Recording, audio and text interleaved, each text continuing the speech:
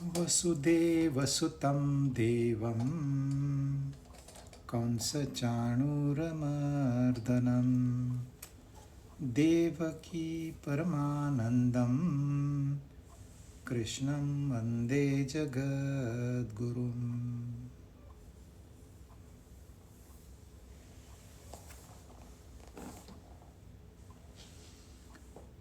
भगवद गीता अध्याय पहला 19 श्लोक हमने पूरे किए थे। 19 श्लोकों में क्या हुआ है? शंख बज चुके हैं, यानी कि युद्ध की शुरुआत हो चुकी है, बिगुल बज चुके हैं। दुर्योधन ने पांडव सेना को देखा और अपने गुरु के पास, द्रोणाचार्य के पास दौड़ा दौड़ा गया और कुछ भाषण दिया।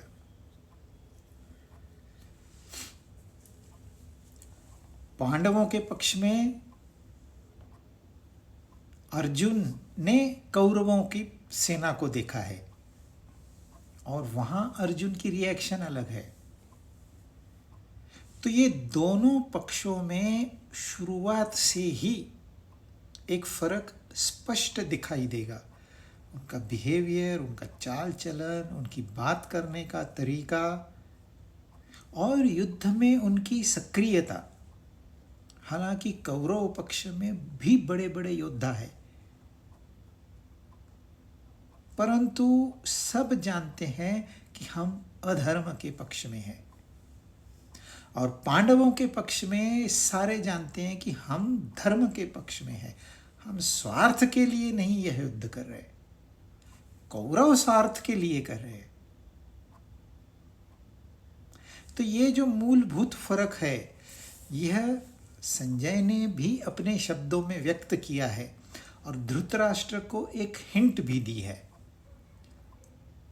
अब वो कहते हैं 20वें श्लोक में और 21 का आधा श्लोक, अथ व्यवस्थितान् दृष्ट्वा धार्तराष्ट्रान् कपिध्वजः प्रवृत्ते शस्त्र संपाते धनुरुद्यम पांडवः ऋषिकेशं तदा वाक्यम् इदम आह महीपते। हे महीपते, पहले कहा था हे पृथ्वीपते, यानी कि धृतराष्ट्र। धृतराष्ट्र तो राजा थे, मुख्य तो वही थे, हस्तिनापुर के पुराने भी थे, सीनियरिटी में भी वो श्रेष्ठ थे और पद में भी वो श्रेष्ठ थे। इसलिए संजय उनके लिए महीपते, पृथ्वीपते। और दुर्योधन और युधिष्ठिर दोनों के लिए उन्होंने राजा इस शब्द का इस्तेमाल किया है। तो हे महीपते, शस्त्र संपाते, अभी शस्त्रों चलने ही वाले हैं, तैयारी हो चुकी है।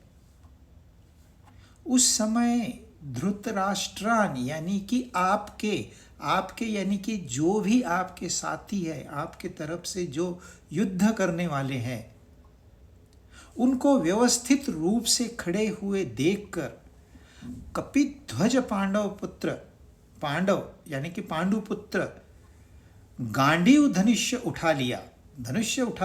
गांडीव उनके धनुष्य का नाम है, वो उठा लिया और ऋषिकेश के लिए यह वचन बोले। सीन कैसे है? पहले दुर्योधन ने पांडव पक्ष को देखा था, द्रोणाचार्य के पास गए।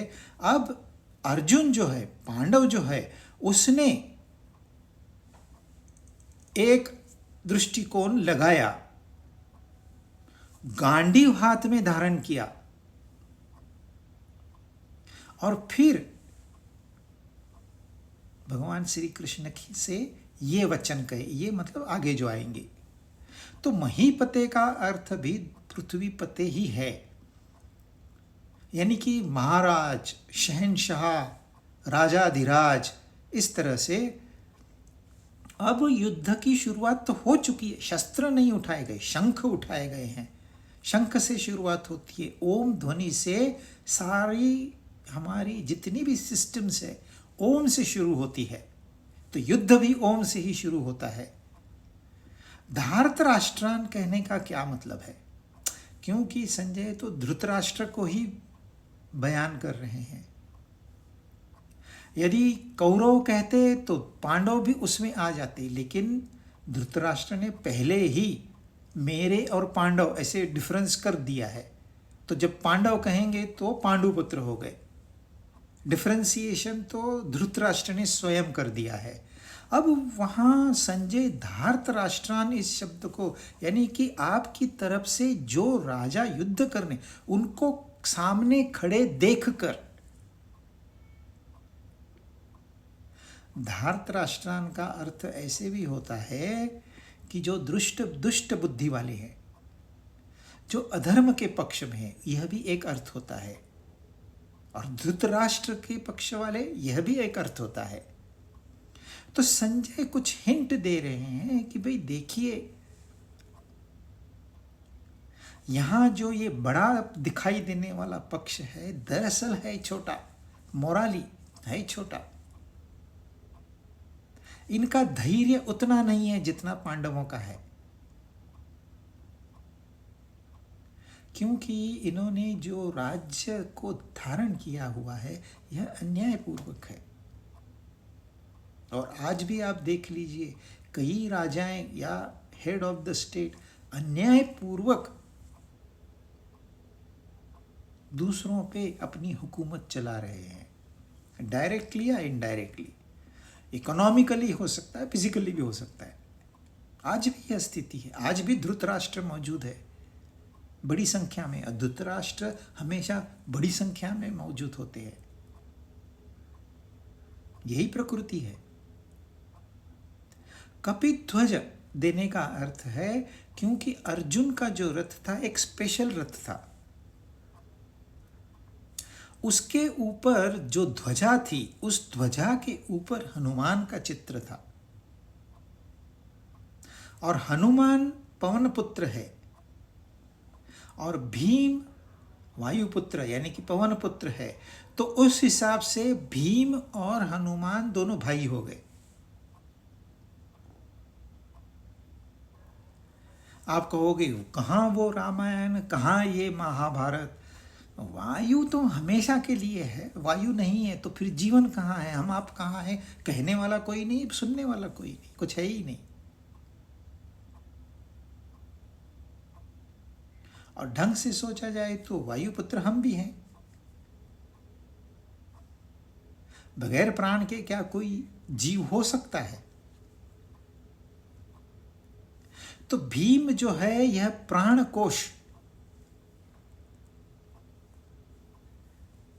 5 पांडव 5 कोशों को सिंबलाइज करते हैं। तो यहां कहानी जो चलती है उसका बैकग्राउंड भी देखा जाता है। कहानी तो अपने एक धारा से चलेगी क्योंकि उसमें कंटिन्यूटी रखनी है, उसमें इंटरेस्ट रखना है, ऑडियंस को पकड़ के रखना है। तो कहानी अपनी धारा से चलती है। परंतु हर कहानी में एक मोड़ होता है और हर एक मोड़ के पहले एक तत्व ज्ञान होता है।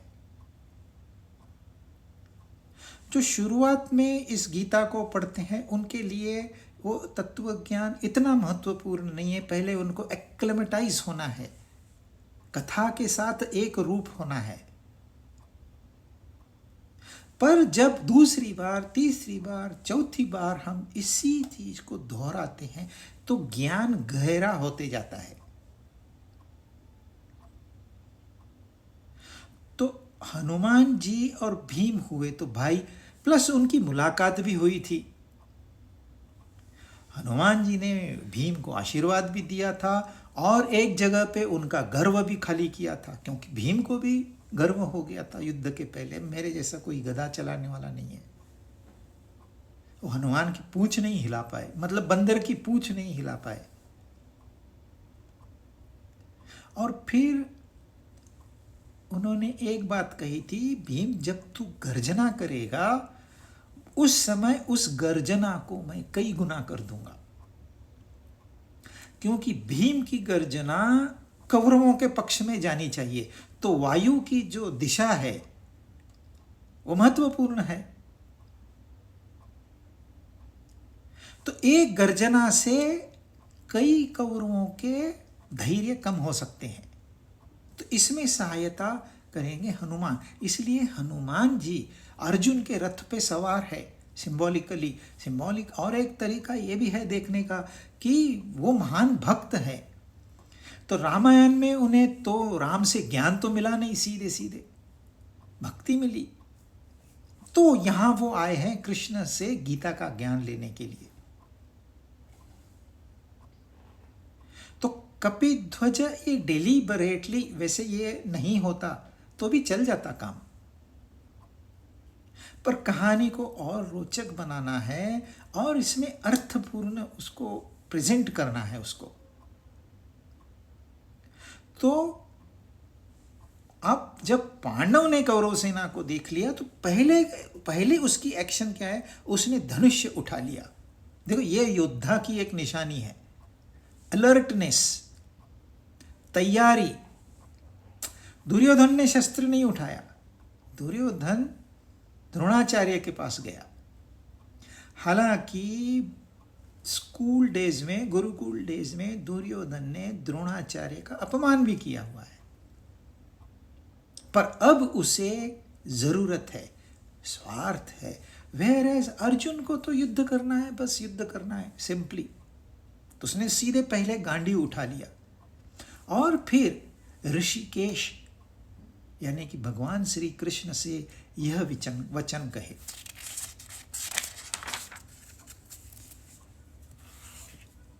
अर्जुन उवाच सेनयोरुपयो मध्ये रथं स्थापय मेच्युत यावदेतान् निरीक्षेऽहं योद्धुकामानवस्थितान् कैर्मया सह योद्धव्यम् अस्मिर्रणं समुद्यमे। अर्जुन ने कहा, हे अच्युत, अच्युत यानी कि जो पहले ऋषिकेश है वही यहाँ अच्युत है। अच्युत यानी कि जो कभी गिरता नहीं है, जो कभी फंसता नहीं है, जो कभी बंधन में नहीं अटकता। दोनों सेनाओं के मध्य में मेरे रथ को खड़ा कीजिए। अर्जुन योद्धा है और भगवान श्री कृष्ण सारथी है। तो योद्धा कहेगा और सारथी उनकी आज्ञा का पालन करेगा, यह नीति है। तो मेरा जो रथ है दोनों सेनाओं के मध्य में खड़ा कीजिए। यावत, जब तक मैं खड़े हुए इन युद्ध की इच्छा वाले योद्धुकामान, मतलब उनकी पक्ष में कौन कौन युद्ध सही मायने में युद्ध करने के लिए आया है। कोई लोग तो जस्ट पक्ष में खड़ा रहना है इसलिए भी आते हैं, उन्हें देख लूं। इच्छा वालों को निरीक्षे, इस युद्ध रूप उद्योग में मुझे किन किन के साथ युद्ध करना है। वैसे तो अर्जुन को सारी बातें मालूम है, उन पक्ष में कौन है, अपनी पक्ष में कौन है, क्योंकि जो रणनीति बनाई गई है उसमें भी अर्जुन का हिस्सा है। भले सेनापति धृष्टद्युम्न है, परंतु पांचों पांडव उसमें इन्वॉल्व है। तो दोनों ने अभ्यास किया हुआ है। पर यहां जो है यह 0 आवर है, यहां अभी रियल शुरुआत हो रही है। इसके पहले सब थियोरेटिकल था, अब एक्चुअली युद्ध शुरू होने जा रहा है। तो सेनयो उभयो मध्य, इसको बाय हार्ट करना है।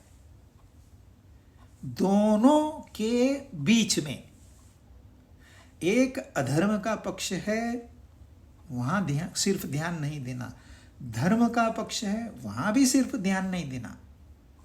ये उनका पक्ष है, ये मेरा पक्ष है, नहीं नहीं, दोनों के बीच में निष्पक्षता होनी चाहिए। कोई भी काम जब तक हम निष्पक्षता से नहीं करेंगे उसकी सही कामयाबी नहीं होगी। पक्षपाती लोग दिखने में चाहे कामयाब दिखे, वो उनकी आंतरिक स्थिति खराब होती है। तो सही मायने में सक्सेसफुल नहीं होते। मेरे लिए ये तो क्या बहुत आसान है, मैंने अपना धन मेरे लिए कमाया है। पर जो जानकार है वो इस वाक्य में समझ जाते हैं इसके पास धन तो है पर शांति नहीं है। सब लोग नहीं समझेंगे इस वाक्य को।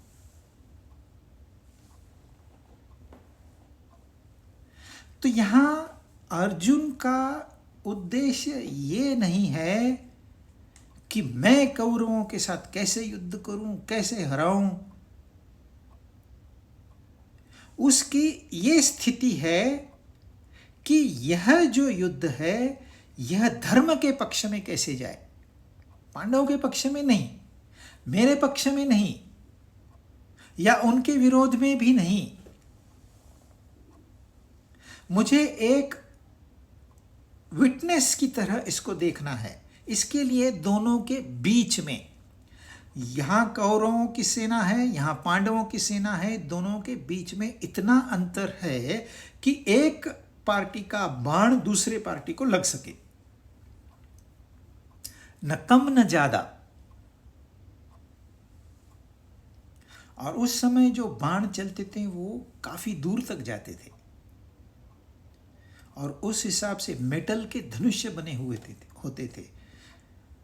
अभी तो अलग अलग मटेरियल हो गए, हमने तो बांबू के धनुष्यों से खेला है, हमको तो इससे ज़्यादा पता नहीं। पर जो मेटल का धनुष्य होता है बहुत स्ट्रांग होता है, उसका बाण किलोमीटर तक भी जा सकता है। जो अस्त्र और शस्त्र, बाण धनुष्य बाण हो गए शस्त्र, और उनके पास ऐसी विद्या थी कि अस्त्रों के शास्त्र वो शस्त्र भी चलाते थे। होता है अग्निबाण होता है, जैसे बाण को अग्नि लगा दी, विष लगा दिया, या कुछ मंत्र शक्ति उसमें भर दी।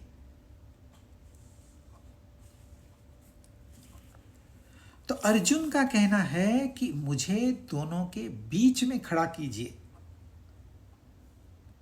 ताकि मैं ढंग से दोनों सेनाओं को देख सकूं। सिर्फ एक सेना, क्या मैं बायस तो नहीं हूं?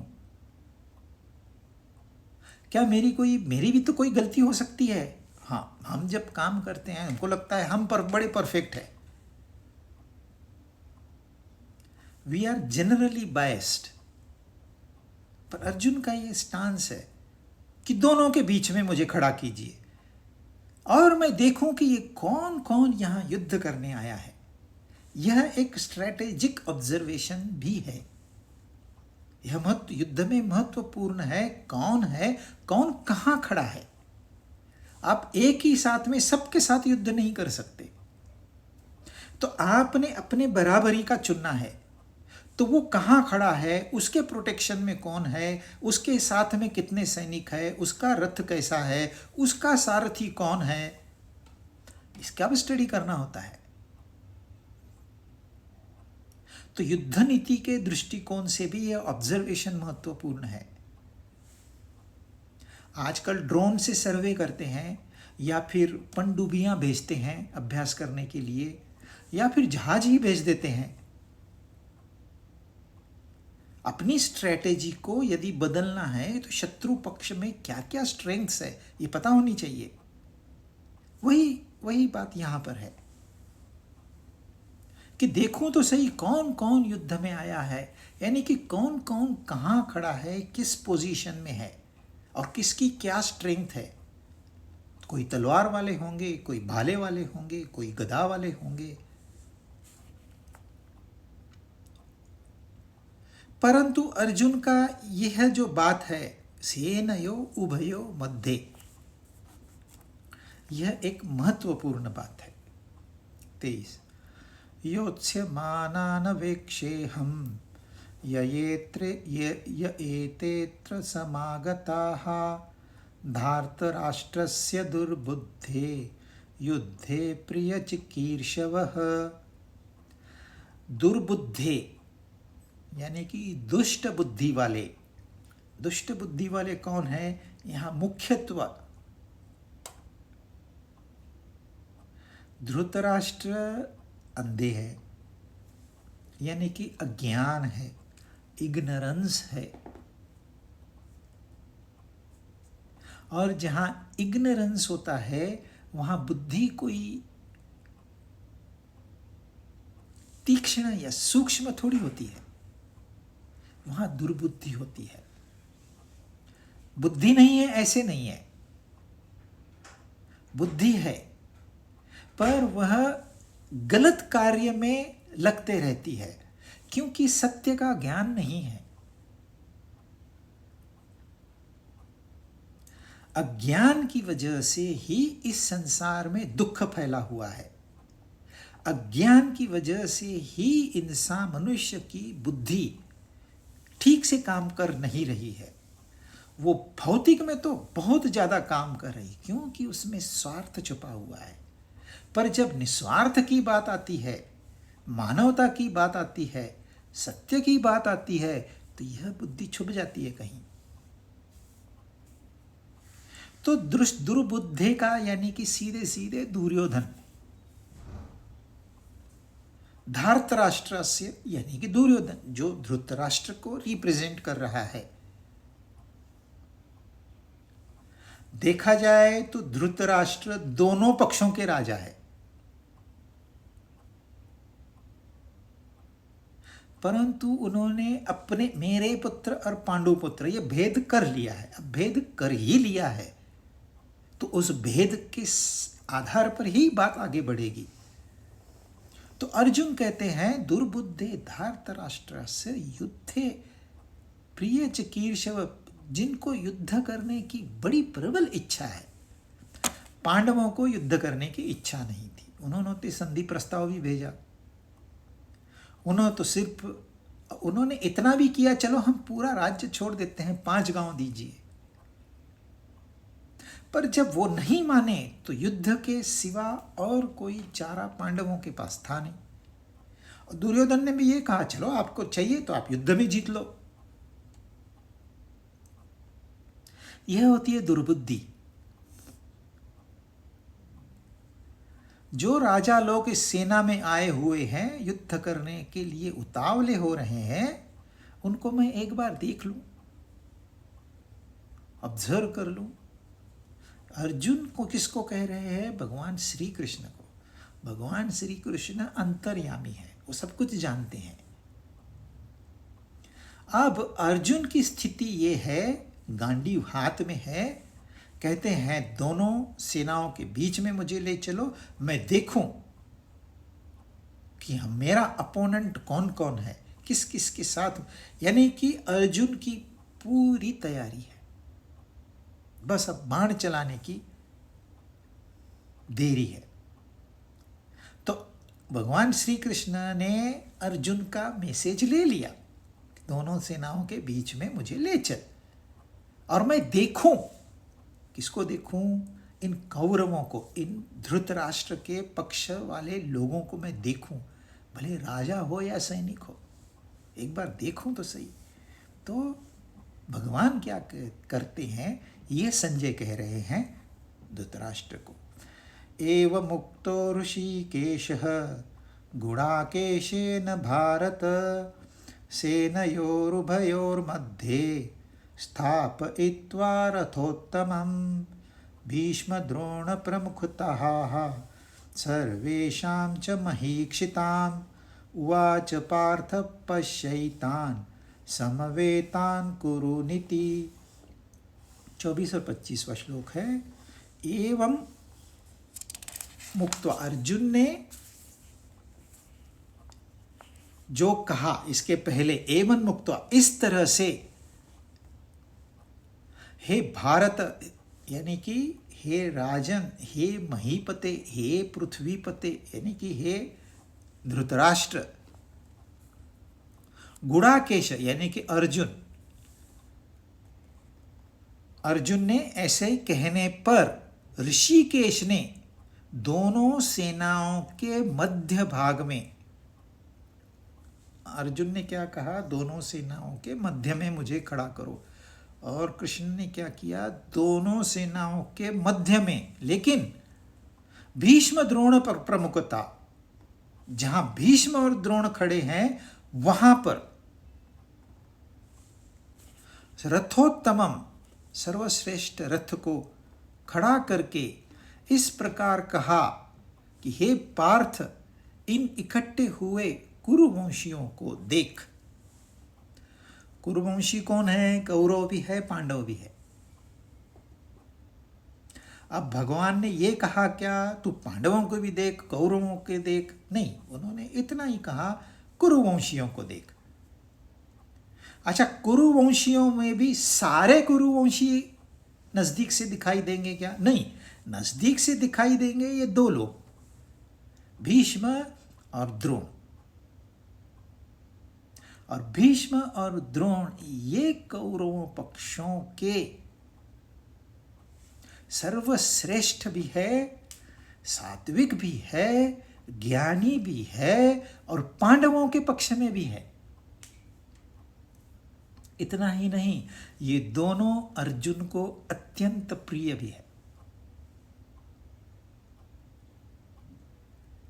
तो भगवान ने ऐसा क्यों किया कि भीष्म और द्रोण के सामने खड़ा किया अर्जुन को, जबकि अर्जुन अपना गांडीव लेके तैयार है बाण चलाने के लिए? क्या कृष्ण भगवान ये चाहते हैं कि अर्जुन अपने पितामह और अपने गुरु पे पहले बाण चलाए?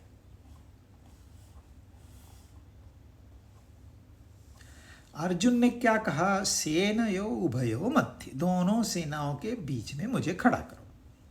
और कृष्ण ने भी दोनों सेनाओं के बीच में खड़ा किया।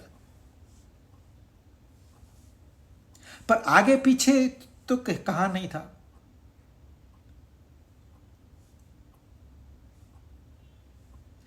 तो कृष्ण भगवान ने डेलिबरेटली भीष्म और द्रोण के सामने रथ खड़ा किया है। और इतना ही नहीं, वो क्या कहते हैं? पार्थ, इन इकट्ठे हुए कुरुवंशियों को देख।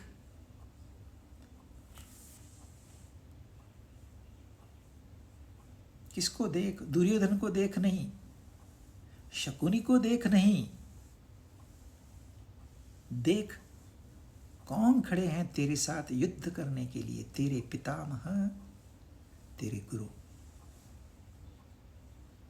हम तो आसानी से कहे जाते हैं ना, ये मेरा है, ये मैंने किया है, ये तो कृष्ण भगवान की भी देख भाई, तेरे है ना, तेरे पितामह, तेरे गुरु, देख वो कुरु पक्ष में खड़े हैं, तेरे विरोधी पक्ष में खड़े हैं।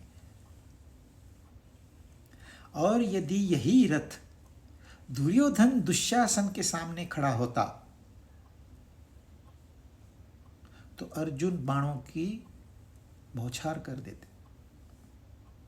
अब अर्जुन भीष्म और द्रोण को मारेंगे, मारना तो पड़ेगा ही, क्योंकि वो तो अधर्म के पक्ष में खड़े हैं, शत्रु पक्ष में खड़े हैं। अब जो शत्रु पक्ष में खड़ा है वो तो शत्रु है, परंतु वो पितामह है, मेरे गुरु है, मेरे। तो क्या दुविधा बढ़ाने के लिए भगवान ने ऐसे किया? हम नहीं जानते, ये आगे स्पष्ट होगा। पर भगवान ने बड़े चालाकी से यह जो रथ है, कौन सा रथ है ये? रथोत्तमम, सबसे उत्तम रथ है ये। सबसे उत्तम क्यों है? कहने को आपको ये कहा जाएगा ये तो इंद्र ने दिया था, ये तो इसने। रथ उत्तम तभी होता है जब उसमें सवार उत्तम हो। आपने रथ उत्तम है, आपके पास मर्सिडीज कार है, लेकिन उसको चलाता कौन है? बैठता कौन है? उसके ऊपर उसकी वैल्यू होगी। एक टैक्सी में मर्सिडीज चल रही है तो उसकी वैल्यू अलग होगी। ड्राइवर विथ ओनर चलाते हैं तो उसकी वैल्यू अलग होगी। ओनर डायरेक्टली चलाता है, उसकी वैल्यू अलग होगी। तो टैक्सी वाले मर्सिडीज को हम रिस्पेक्टफुली नहीं देखेंगे, ऐसे ही इस रथ में कौन है, सारथी कौन है इसका? हाँ, ये हवा से बातें करता है, आसमान में चलता है, इसको नाश नहीं होता है, ये सब बातें भी है कहानी में, पर यह सर्वोत्तम इसलिए है क्योंकि इसमें अर्जुन और भगवान श्री कृष्ण ये दोनों है, और भगवान श्री कृष्ण को अर्जुन ने चुना हुआ है। यह एक निर्णय अर्जुन का अर्जुन को कई अभयदान प्रदान करता है। तो यह रथ इसलिए उत्तम है क्योंकि अर्जुन जो है इसने एक निर्णय लिया है कि मैं इस संसार की दो अक्षौहिणी सेना का त्याग करता हूं, पर मैं भगवान को नहीं छोड़ूंगा। मैं इस संसार का त्याग कर सकता हूं, मैं भगवान को नहीं छोड़ूंगा। हालांकि वो भगवान को ढंग से जानता नहीं है, इसलिए यह रथ उत्तम है। तो हे राजन, गुड़ाकेश, गुड़ाकेश का अर्थ होता है, दो अर्थ होते हैं, जिसके बाल घुंघराले हैं वो भी गुड़ाकेश कहलाता है, और जिसने अपने निद्रा पे नियंत्रण पा लिया है वह भी गुड़ाकेश कहलाता है। और जो अर्जुन था, अर्जुन ने अपनी निद्रा पे पूर्ण कंट्रोल करके रखा था। मुझे 3 बजे उठना है क्योंकि 6 बजे की फ्लाइट पकड़नी है, मुझे अलार्म की ज़रूरत नहीं है, मुझे 3 बजे जाग हो जाएगी, सो जाओ। यह कंट्रोल अर्जुन का था। हम लोग तो सो तो जाते हैं, उठते नहीं है 3 बजे, तो हमारा कंट्रोल नहीं है।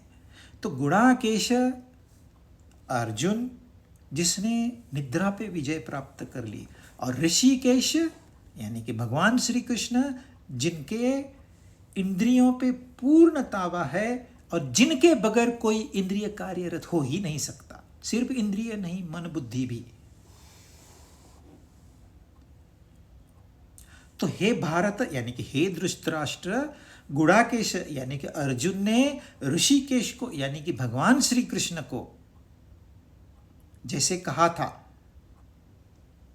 वैसे ही भगवान ने दोनों सेनाओं के बीच में, लेकिन भीष्म द्रोण प्रमुख था, उन्होंने किया, उन्होंने रथ रुकाया, है ना, वो अंतर्यामी है, वो सब कुछ। परंतु जो संजय है, इसका ऑब्जर्वेशन आप देखिए, संजय डिलिबरेटली उस घटना को अच्छे से प्रेजेंट कर रहा है, ब्यूटीफुली प्रेजेंटेड। जो सोचने वाले हैं वो कुछ सोचना शुरू करेंगे कि यहां क्यों रुकाया। हाँ, जो नहीं सोचते उनके लिए तो अभी फिलहाल कहानी चल रही है। 26 तत्रापश्यस्ति तान् पार्थः पितृनथ पितामहान् आचार्यान् मातुलान् भ्रातॄन् पुत्रान् पौत्रान् सखींस्तथा श्वशुरान् सुहृदश्चैव सेनयो उभयोरपि। सेनयो उभयो तीसरी बार आया है, और गीता में कभी भी रिपीटेशन नहीं होता। जब कुछ हाईलाइट करना होता है, जब बुद्धि को चालना देनी होती है, थिंकिंग प्रोसेस को ट्रिगर करना रहता है, तब वो रिपीट करते हैं, स्टोरी के लिए नहीं। तो यहां तो तीसरी बार खड़ा उन्होंने सेनयो उभयो। अरे भाई, हम समझ गए ना, अर्जुन ने एक बार कहा, हम समझ गए। नहीं समझे इसलिए दूसरी बार कहा, नहीं समझे इसलिए तीसरी बार कहा। समझ नहीं गए, चलो कोई बात नहीं, आगे जब आएंगे तब आप समझोगे। दोनों के बीच में न ज्यादा खाना है न कम खाना है, न ज्यादा सोना है न कम सोना है, दोनों के बीच में जीवन कैसा हो। लोग संन्यास लेके बोले हम खाएंगे नहीं, हम पिएंगे नहीं, हम देखेंगे नहीं, हम सुनेंगे नहीं, तो फिर आपका जीना कोई जीना है? नहीं नहीं, हम तो खाते रहेंगे, पीते रहेंगे, डांस करेंगे, ये करेंगे, वो करेंगे, क्लब जाएंगे। आप बीच में खड़े रह सकते हो। स्थिरता है इतनी? स्थिरता नहीं है, गिर जाते हो या तो ये पक्ष में या तो वो उस पक्ष में। इसलिए तो पक्ष चल रहे हैं और इंसान नहीं चल रहा। इसलिए वो कहते हैं थोड़ा भाई सोचो। सेनयो उभयो मध्य। क्या देखा? संजय धृतराष्ट्र को कह रहे हैं अर्जुन ने क्या देखा। अर्जुन ने जो देखा वो तो अर्जुन को पता, कहा नहीं है उसने कुछ, पर संजय जानते हैं अर्जुन ने क्या देखा। क्या देखा? पार्थ ने उन दोनों ही सेनाओं में स्थित पिता कितने सारे पिता थे वहां पर। अर्जुन स्वयं पिता था, पिता महान, यानी कि ग्रैंडफादर्स, आचार्य द्रोण और कृपा, ये तो दो मुख्य आचार्य थे कौरव पांडवों दोनों के। मातुलान मामा, भातृन भाई, पुत्रान पुत्र, पौत्रान ग्रैंडसन्स, तथा सखीन मित्र, श्वशुरान ससुर, सुहृद जो हमारा भला चाहने वाले, इन सबको देखा। अर्जुन ने क्या कहा कि मुझे दोनों सेनाओं के बीच में खड़ा करो कृष्ण, ताकि मैं देख लूं ये कौन कौन युद्ध करने के लिए आया है, ताकि मैं अपनी स्ट्रेटेजी बनाऊं। जो पांडवों की स्ट्रेटेजी है वो तो बन चुकी है, पर मैं अपना, क्योंकि महारथी के पास भी 1,00,000 बाण चलाने वाले होते हैं, तो वो कोई, उसकी बटालियन कोई छोटी बटालियन नहीं होती, तो उसको भी अभ्यासपूर्ण निर्णय लेना होता है। तो क्लियर कट था अर्जुन को युद्ध ही करना है, तो उसको क्या दिखेगा? उसको शत्रु ही दिखना चाहिए। एक बार द्रोण ने सबकी परीक्षा ली। एक पक्षी को एक डाल पे बिठाया, नकली पक्षी था, और उसकी आंख फोड़नी है बाण से। फिर दुर्योधन दुशासन भी थे, भीम और युधिष्ठिर भी थे, और अर्जुन भी था। सबको उन्होंने बारी बारी पूछा, देख वो पक्षी की आंख फोड़नी है, तू धनुष्य बाण उठा ले। उठा लिया, तुझे क्या दिख रहा है? पेड़ दिख रहा है, टहनियाँ दिख रही है, पक्षी दिख रहा है, तू हो जा बाजू। बाण नहीं चलाया उन्होंने, बाण चलाने ही नहीं दिया द्रोणाचार्य ने। तुझे क्या दिखता है? मुझे तो वो पत्ते दिख रहे, तू बाजू हो जा। तुझे क्या दिख रहा है? मुझे वो टहनी दिख रही है जहां पक्षी बैठा है, साइड में हो जा। मुझे पक्षी दिखाई दे रहा है, साइड में हो जा। जब अर्जुन का टर्न आया तो द्रोणाचार्य ने वही प्रश्न, तुझे क्या दिखाई देता है? मुझे पक्षी की आंख दिखाई देती है। तो चला बाण। तो बाण व्यर्थ नहीं जाना चाहिए, क्योंकि बाण की कीमत होती है। कोई हमारा अस्त्र शस्त्र वेस्ट नहीं जाना चाहिए, उसका प्रिसीजन स्ट्राइक होना चाहिए। जहां इंटेंडेड है वहीं उसने जाना है। ऐसे तो आप सारे बाण 2 मिनट में खत्म कर दोगे तो युद्ध होगा क्या? आप फिर एक ही बाण आपको लग जाएगा। तो अर्जुन को क्या दिखना चाहिए वहां पर? शत्रु पक्ष में क्या क्या रचना की गई है, क्योंकि रचनाकार, श्रेष्ठ रचनाकार कौरव पक्ष में थे। चक्रव्यूह की भी एक रचना थी जिसमें अभिमन्यु को मारा गया, और वो ऐसी रचना थी जिसको कोई भेद नहीं सकता था एक अर्जुन के सिवा। तो वहाँ जो व्यूह रचना की गई है वो देखना है, अस्त्र शस्त्र कौन से है ये देखना है, कौन कहाँ खड़ा है यह देखना है। पर अर्जुन क्या देख रहा है? पिता देख रहा है, पितामह देख रहा है, गुरु देख रहा है, भाई, पुत्र, पौत्र, और ये सब संजय को पता चल रहा है। तो संजय को जो दिव्य दृष्टि प्राप्त है वो सिर्फ आंख और कान नहीं है। बहुत बार हमको दृष्टि का मतलब ही पता नहीं, हमको लगता है इस आंख से जो दिखता है वही दृष्टि है। असली दृष्टि तो हमारे दिमाग में होती है। तो अर्जुन जो संजय जो है वो ढंग से पढ़ रहा है, वो इमोशन पढ़ सकता है, वो एक एक जो हलचल वहाँ होती है उसको पढ़ सकता है। जब हम हाथ के इशारे करते हैं तो वो हाथ मन को कम्युनिकेट करते हैं। हमारी भावनाएं, हमारे एक्सप्रेशंस ये मन को प्रकट करते हैं। तो संजय का बड़ा गहरा अभ्यास है। तो वो कह रहे हैं अर्जुन ने अपने मित्र और रिश्तेदारों को देखा, शत्रु को नहीं देखा।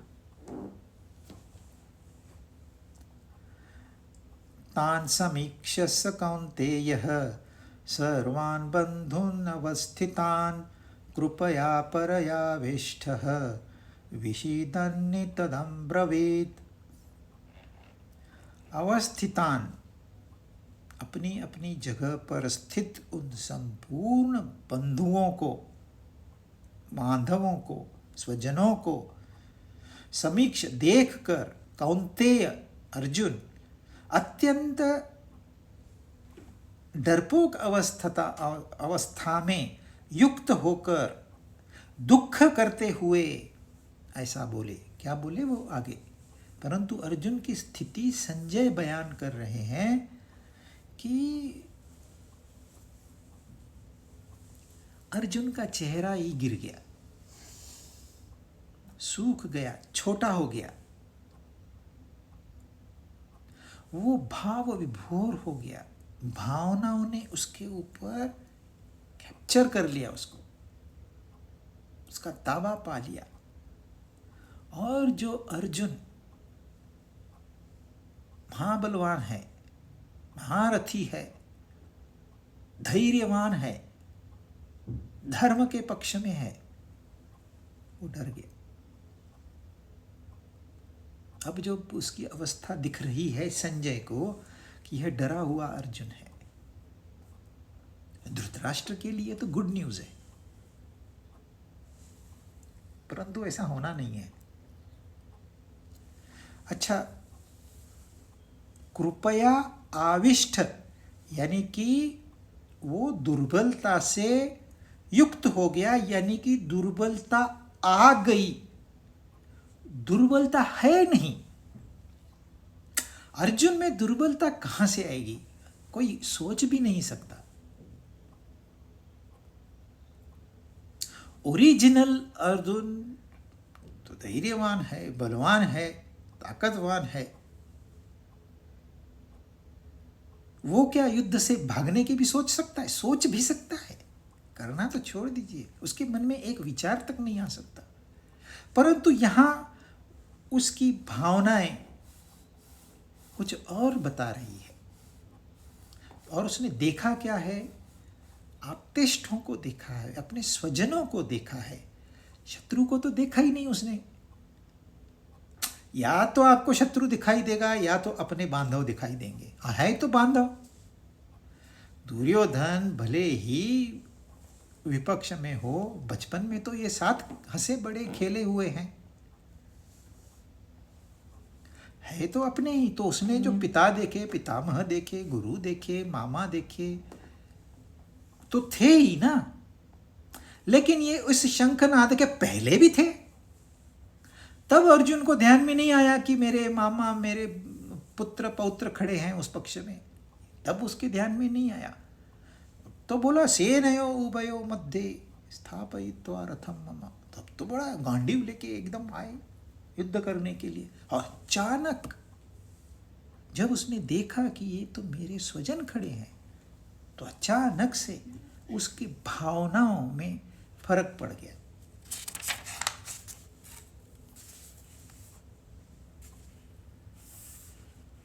अब अर्जुन उस भाव से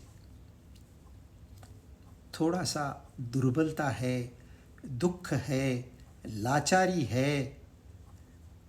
देखिए, सामने गुरु खड़े हैं और आपको कोई कह दे इनको मारो, इन पे गोली चलाओ, आप जेन्युइन शिष्य हैं और वो जेन्युइन गुरु है, तो क्या आप चला पाएंगे? और कृष्ण ने क्या किया है, बरोबर पितामह भीष्म और द्रोण के सामने रथ खड़ा किया है। बोले देख, तेरे से युद्ध करने के लिए कौन खड़ा है, देख। एक अपील किया, एक चैलेंज दिया अर्जुन को। और ये हमारी आपकी कहानी है, ऐसे नहीं है कि ये कहानी समाप्त हो गई, नहीं, ये जारी है। यह आज भी हम इस युद्ध में खड़े हैं, आज भी हमारे सामने स्वजन खड़े हैं जिनके साथ हमें युद्ध करना है। यह परिस्थिति हमेशा जीवन में आते रहती है और हर एक के जीवन में आती है।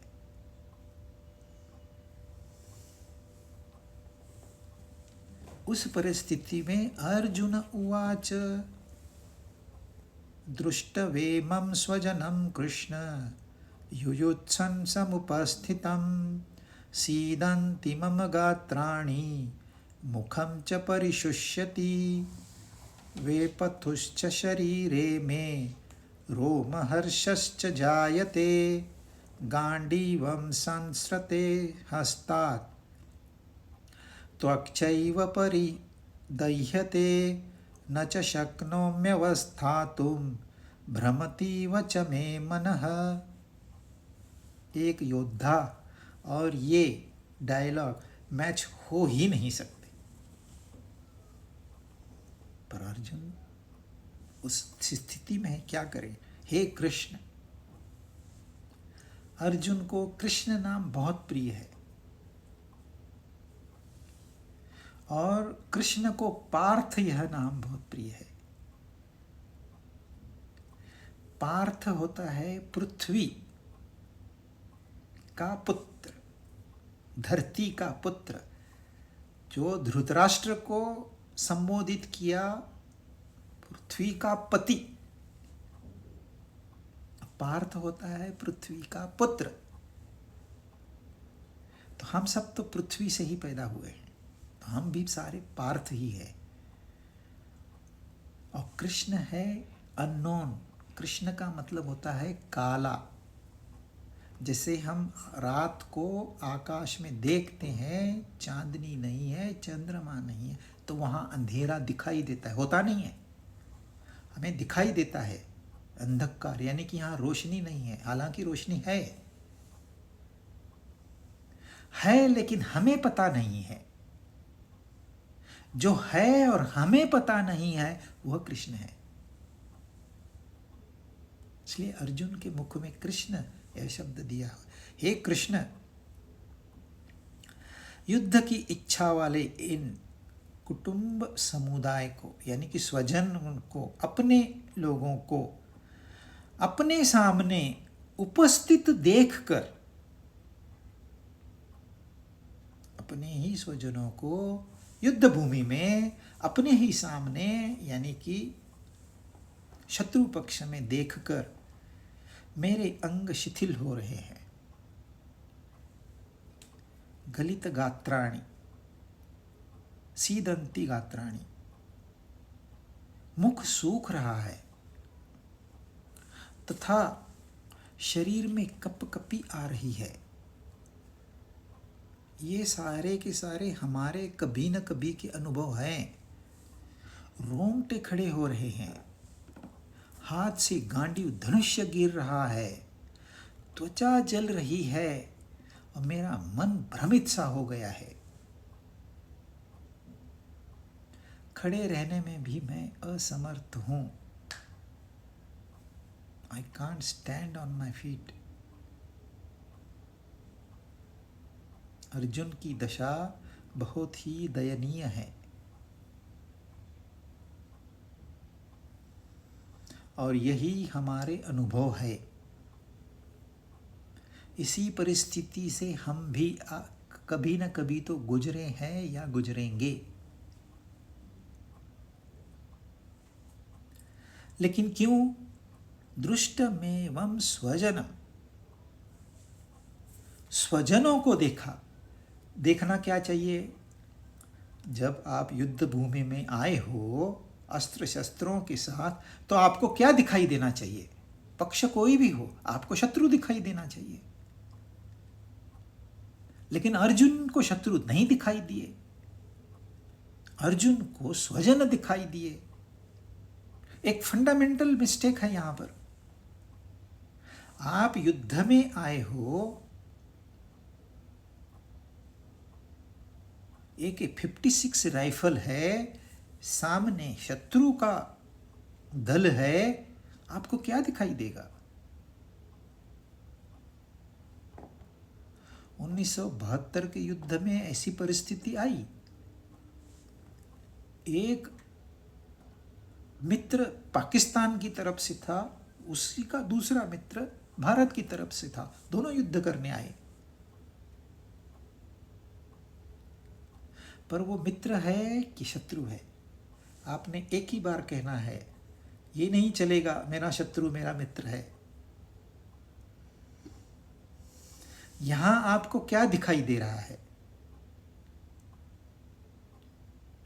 शत्रु नहीं दिखाई दे रहा, दिखाई देना चाहिए शत्रु, शत्रु नहीं दिखाई दे रहा, यानी कि आप भ्रमित हो गए।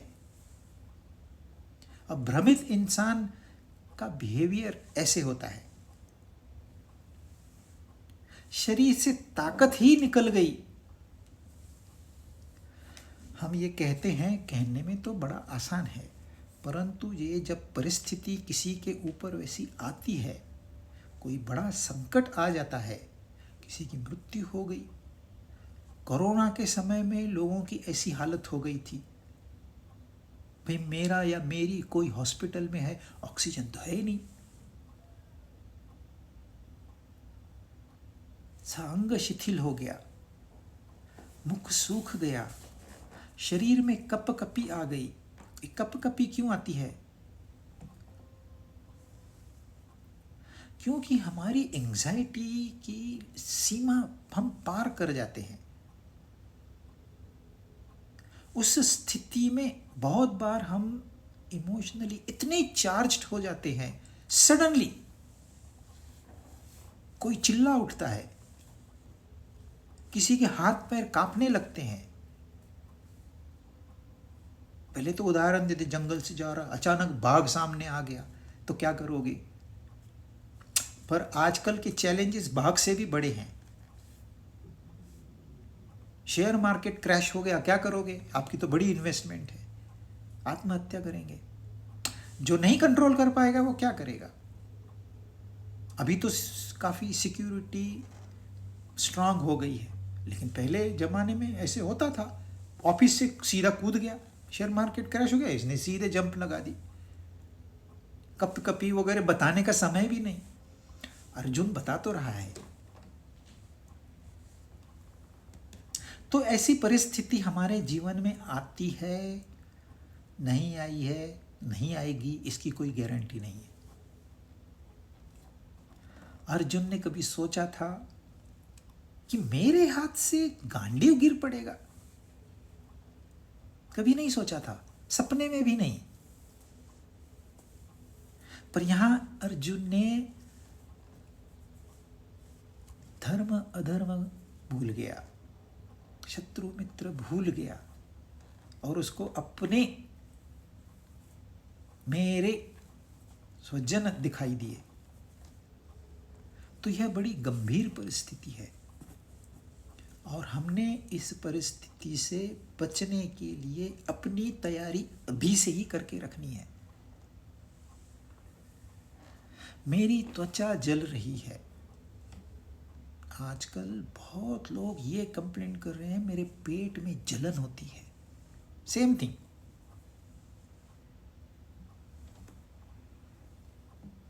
जब हमारी चिंताएं, हमारी एंग्जाइटीज, हमारी वरीज, टेंशन, स्ट्रेस बढ़ जाता है तो अपने आप पेट में जलन शुरू होती है, क्योंकि शरीर कुछ केमिकल्स रिलीज करता है। उसको डाइजेस्ट करने के लिए एसिड चाहिए बहुत सारा, वो डाइजेस्ट हो नहीं पाते क्योंकि पूरा कंफ्यूजन हो गया है अंदर, हमें समझ में नहीं आता है। फिर डॉक्टर एंटी एसिड कुछ तो दे देते हैं, भाई तो घड़ी भर के लिए तू शांत हो जा, फिर तू मन शांत कर। मन शांत हो जाएगा तो ये एसिडिटी भी चली जाएगी। पर मन शांत हो तभी ना, क्योंकि मन शांत हो सकता है ये हमने सीखा ही नहीं है। गीता हमें सिखाएगी पर हमने सीखा नहीं है। तो same thing happening with Arjun. उसने जब देखा मेरे पुत्र यानी कि दुर्योधन के भी पुत्र तो अर्जुन के लिए मेरा ही पुत्र है, क्योंकि वो पॉजिटिव सोचता, सीधे साधे सोचता है।